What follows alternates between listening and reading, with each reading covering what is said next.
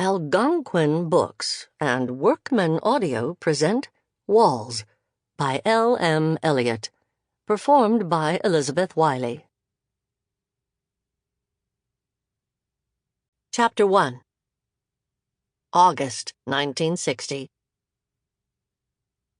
Standing in the doorway, Drew hesitated, his freckles burning crimson like 1,000 flares of anxiety.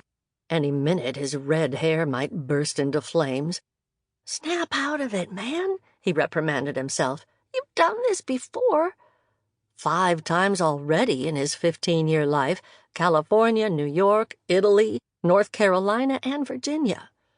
It wasn't as if he was trying to invade the Soviet Union. All he had to do was walk through this measly door and into a party, introduce himself to a room of strangers, win them over with breezy chit-chat and the gutsy bravado and pitch-perfect manners expected of army brats.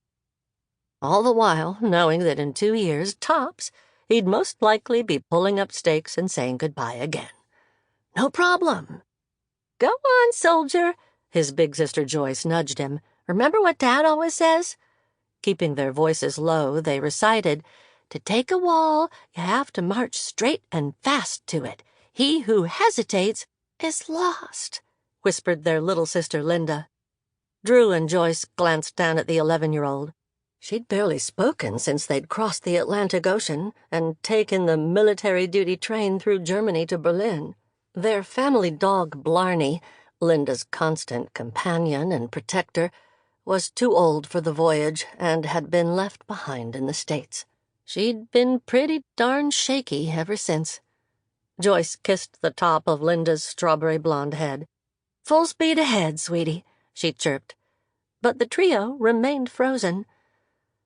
Their hosts of this welcome party had left the door open for guests, and the swirl of army folk inside hadn't yet noticed Drew and his sisters hovering there. A chance for a quick reconnaissance. From his family's prior postings, Drew knew this apartment would be the same layout as their new quarters across the stairwell. He assessed the living room. Yep, pretty much the same Army-issued furniture, arranged in pretty much the same way, minus his mom's piano. In the far corner of the living room, his father and the other non-commissioned officers guffawed over some military blunt joke. Dressed in off-duty polo shirts and crisp-pressed civilian khakis, the men were ringed in pipe smoke and held tumblers full of straight-up, no-nonsense drinks.